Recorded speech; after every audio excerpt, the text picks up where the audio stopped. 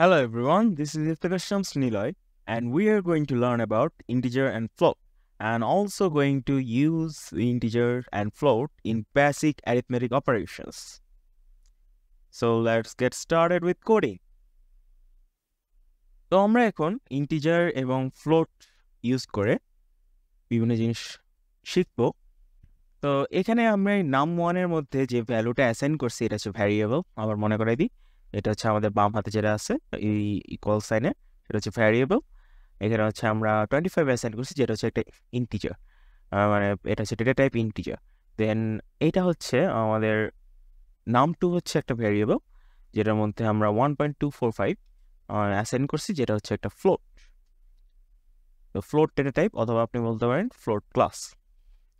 এখন আমরা যেটা করব সেটা হচ্ছে ধরেন প্রিন্ট করব, এটা হচ্ছে num1 প্লাস num1 দিয়ে। তো এখন হচ্ছে যেহেতু এটা একটা নাম্বার, পাইথন হচ্ছে আমাদের বেসিক অ্যারিথমেটিক, পাইথন এটা আরেকটি করা যায়। তো আমরা যদি এখন এটাকে রান করি, আমরা দেখবো যে দেখেন মানে 25 ইন প্লাস 25 এখানে হচ্ছে 50 ইয়ার্স। আমরা যদি এটা num1টাকে মুছে, এখানে ধরেন ডাইরেক্ট আমরা ভ্যারিয়েবলের সাথে, ভ্যারিয়েবলের মধ্যে কি আছে 25 আছে, ভ্যারিয়েবলের সাথে আমরা ধরেন দিলাম হচ্ছে 50। তো আমাদের অ্যান্সারটা আসার কথা 25 প্লাস 50 75 আসার কথা। আমরা রান করে দেখি, এই দেখেন ঠিকই 75 আসছে। তো এখন আপনাদের কোশ্চেন হতে পারে যে ইন্টিজারের সাথে আমরা কি ফ্লোট অ্যাড করতে পারবো না? অবশ্যই পারবো। পাইথন অনেক ফ্লেক্সিবল একটা ল্যাঙ্গুয়েজ। এখানে হচ্ছে আপনার ফ্লোট অ্যান্ড ইন্টিজার একসাথে অ্যাড করা যায়। তো আপনার এমন না যে আপনার ইন্টিজারটাকে আলাদা করে কনভার্ট করা লাগবে, আপনার ফ্লোট আর ইন্টিজার ডাইরেক্ট অ্যাড করে দিতে পারেন। অ্যান্ড এই যে আমাদের রেজাল্ট, সো 25 আর 1.245 দুটো অ্যাড করার পরে 26.245 আসছে, এটা আমাদের আউটপুট। এখন আমরা দেখব কিভাবে অন্য অপারেশনগুলো করা যায়। অ্যাডিশন গেল, আমি এখানে জাস্ট একটা পার্টিশন ক্রিয়েট করার জন্য হ্যাশট্যাগের একটা সিরিজ প্রিন্ট করব। এখন আমরা প্রিন্ট করি, এখন দেখি num1 ডিভাইডেড বাই num2। তো আমাদের num2 না, আমরা একটা num3 নিয়ে আসি, কারণ ফ্লোট দিয়ে ডিভিশনটা একটু কষ্টকর হয়ে যায়। আচ্ছা যাই হোক, আমরা হচ্ছে এখানে এটাকে 5 দিয়ে আমরা এখানে হচ্ছে num3 দিলাম। আমরা এটাকে প্রিন্ট করে দেখতেছি এখানে হচ্ছে যখন আমরা ডিভিশন করছি অটোমেটিক্যালি ইন্টিজারটাকে ফ্লোটে কনভার্ট করে দিছে। তো আমাদের যেটা হচ্ছে num1 কত, আমাদের num1 হচ্ছে 25 আর num3 হচ্ছে 5। তো num1 হচ্ছে 25 ডিভাইডেড বাই 5, সো অ্যান্সার হওয়ার কথা 5, যেটা একটা ইন্টিজার ভ্যালু হওয়ার কথা, বাট আমরা ডিভিশন করতেছি বলে এটা 5.5 করে দিচ্ছে। তো এখন আপনাদের কোশ্চেন হতে পারে, আমরা এটা যদি 5 দিয়ে ভাগ করাতে তো ওই হোল নাম্বার আসতেছে, আমরা যদি অন্য কিছুতে ডিভাইড করি তাহলে কি হয়? অন্য কিছুতে ডিভাইড করলে এই যে 6.25, মানে একটা জিনিস যখন ফ্লোটটাকে ডিভাইড করতে, সরি আমরা ইন্টিজার ডিভাইড করতেছি, বাট ডিভিশন করার পর সেটা ফ্লোট হয়ে যাচ্ছে। তো এখন আরেকটা জিনিস আছে, এখন আমরা ধরেন ফ্লোট ডিভিশন নিয়ে জানবো। এটা হচ্ছে এই num1 ফ্লোট ডিভিশন করতে আমরা ডাবল ডিভাইড সাইন দিব। এটা হচ্ছে ডিভিশন সাইন, এখানে হচ্ছে ডাবল ডিভিশন দিলে এটা ফ্লোর ডিভিশন করবে। ফ্লোর ডিভিশন কিভাবে কাজ করে সেটা হচ্ছে, আপনার যখন কোনো কিছু একটা ভ্যালু আসবে, যে যেমন দশমিকে ডেসিমাল নাম্বার আসবে, তখন এই যে দশমিকের পাশে যে জিনিসটা থাকবে ওটাকে ও জাস্ট ইগনোর করে সেটা কি করবে, যে একটা ইন্টিজার আকারে একটা ভ্যালু প্রিন্ট করলো, সেটা হচ্ছে আমাদের দশমিক সংখ্যাটাকে সম্পূর্ণ ইগনোর করে, এই যে 0.25টাকে এখানে সবটা ইগনোর করে 6 হচ্ছে প্রিন্ট করছে। আমরা যদি একটু দেখতে চাই এখানে টাইপটা কি, যেটা আমরা ফার্স্ট টিউটোরিয়ালে দেখছিলাম, টাইপটা দেখি, টাইপটাই দেখেন এখানে ইন্ট, খেয়াল করছেন?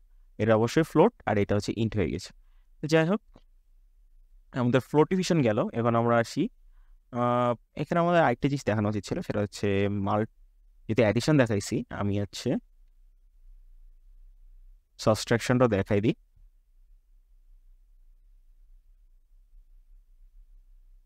এটা হচ্ছে সাবট্রাকশন আমরা উপরে যাই, এই যে আমাদের হচ্ছে এই লাইনটা হচ্ছে এই যে অ্যাডিশন হয়েছে, এই লাইনটা হচ্ছে সাবট্রাকশন হয়েছে, সো মাইনাস হওয়ার পরে আমাদের হচ্ছে এই ভ্যালুটা পেলাম।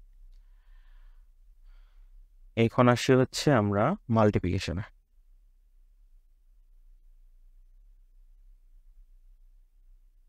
নাম 1 যেটা আমাদের ভ্যালু হচ্ছে 25, এটার সাথে আমরা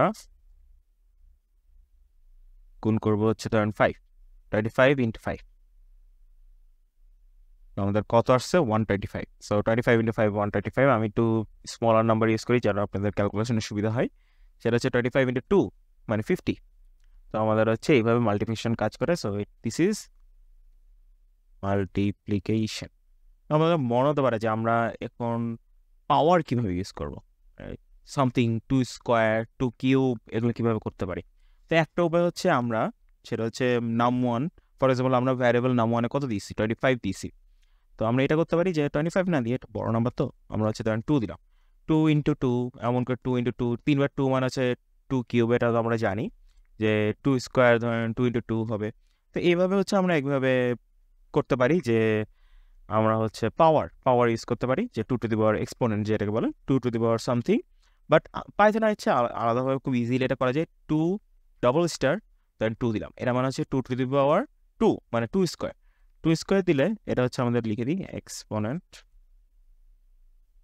এখানে আমরা প্রিন্ট করে দেখবো, এই যে আমাদের 4 আসছে, এখন এটা যেহেতু বোঝা যাচ্ছে না, আমরা এখানে দিলাম 3, তো আমাদের কত আসার কথা 8 আসার কথা, 2 ইন্টু 2 ইন্টু 2, এই যে 8। দেন আমরা এখানে দিই 4, আর একটু এক্সপেরিমেন্ট করে দেখি, 4 মানে হচ্ছে 2 ইন্টু 2 ইন্টু 2 দেন 2, দেখো 8 ইন্টু 2 হলে কত হয় 16 হয়, তো 16 হবে। 2 to the power 4 is equals to 60, 2 to the power 5 is equals to 32, so there you go 32। এই পার্টের যে লাস্ট জিনিস আমরা দেখবো সেটা হচ্ছে মডুলাস। তো আমরা মাল্টিপ্লিকেশনটাকে এই সেক্টর থেকে অন্য সেক্টরে নিয়ে যাই একটু, অ্যান্ড দেন আমরা এখানে আছে মডুলাস নিয়ে কাজ করি। এটা হচ্ছে মডুলাস কি, মডুলাস আসলে যেইটা করে সেটা হচ্ছে আপনার রিমাইন্ডারটাকে বের করে, যেটা আরেক পাশে আমরা বলতে পারি যে ভাগশেষ বের করে। তো আমরা যদি বলি 10 মডুলাস হচ্ছে আমরা পার্সেন্ট সাইন দিয়ে ইউজ করি, তো 10% 4। তো আমরা ধরেন এখানে 4 ইন্টু 2 8 হয়, 8 দিয়ে আমরা যখন এটা 4 দিয়ে ভাগ করবো আমাদের ভাগশেষ কত থাকে 2 থাকে, সো আমাদের প্রিন্ট হবে 2। আচ্ছা, তো আমরা আছে 2 টু দি পাওয়ার এখানে 5 আছে 32, ওইটা তো আমরা জানি, তো 32 আসছে। দেন হচ্ছে এখানে রিমাইন্ডার দেখেন, রিমাইন্ডার বা মডুলাস যেটা করলাম সেটা হচ্ছে 2 আসতেছে। আমরা এখন অন্য কিছু ইউজ করি, আমরা 3 ইউজ করি।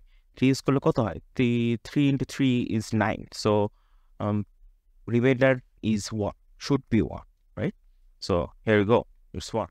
কারণ 4 ইউজ করলাম, 5 এর রিমাইন্ডার থাকার কথা না, সো আমরা 5 ইউজ করে দেখি, 5 আসছে রিমাইন্ডার 0, কারণ 5 into 2 is equals two 10, so 10 divided by 5, the remainder is 0. So 10 divided by 4, the remainder is 2. So এইভাবে হচ্ছে মডুলাস কাজ করে। তো আপনি হচ্ছে আমরা এটা লিখে দিই মডুলাস। তো এটা হচ্ছে যদি আমরা অন্য সংখ্যা ইউজ করি, যেমন 25 রে আমরা 4 দিয়ে যদি মডুলাস করি তাহলে কত আসে 1 আসে, কারণ হচ্ছে 4 into 5 is 4 into 6 is 24, and then 1 is the remainder, right? দেন হচ্ছে আমরা এটাকে যদি 3 দিয়ে করি তাহলে দেখি কত আসে, এই যে 1, 3 দিয়ে 1 আসে, অ্যান্ড 2 দিয়ে করলে 2 দিয়ে তো 1 আসবে, এটা স্বাভাবিক। আমি একটু বড় সংখ্যা ইউজ করি 7 দিয়ে আমাদের রিমাইন্ডার আসছে হচ্ছে 4, কারণ 7 times 3 is 21, and we get the remainder of 4 there, right?